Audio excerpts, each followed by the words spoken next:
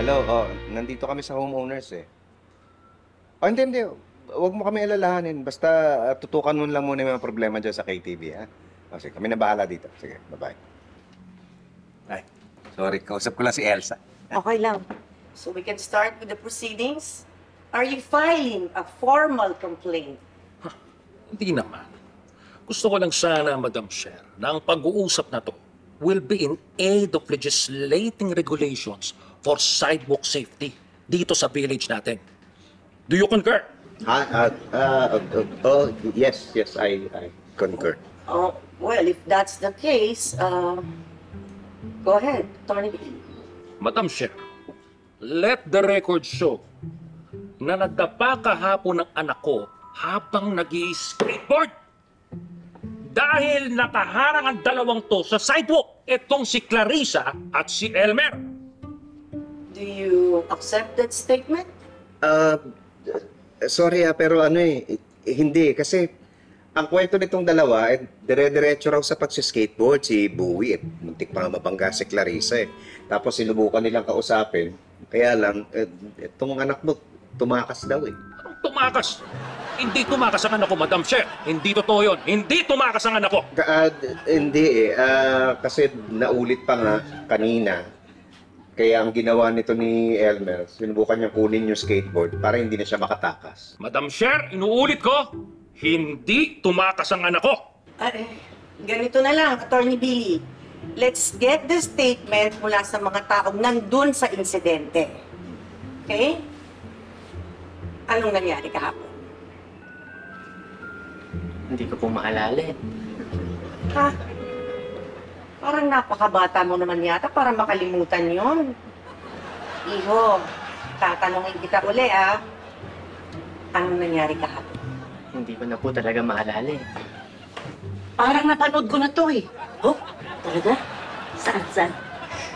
Louie, seryoso tayo dito. Iniintindi ka namin.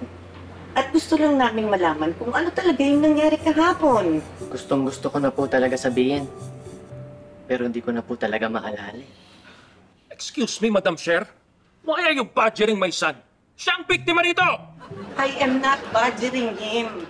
Gusto ko lang marinig mismo sa kanya kung ano yung nangyari. Well, I invoke my son's right against self-incrimination! Teka, sandali. Paano tayo matatapos kung hindi sasabihin ng anak mo yung totoo? Anong ibig sabihin mo, Pepito?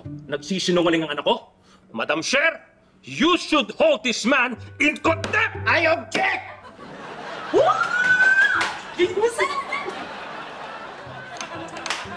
Pinapaalala ko lang sa inyo, hindi ito korte. Oo nga, pasensya na, nag-alala mo.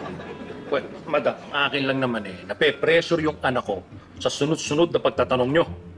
Ganito na lang, Attorney Billy, Let's take this one step at a time. Isulat mo na nga lang yung mga statements niyo. Madam, kailangan pa ba yun? Kasi para sa akin, parang lang konti. Away ng mga bata, kailangan ba nating palakihin? Do you concur? I guess.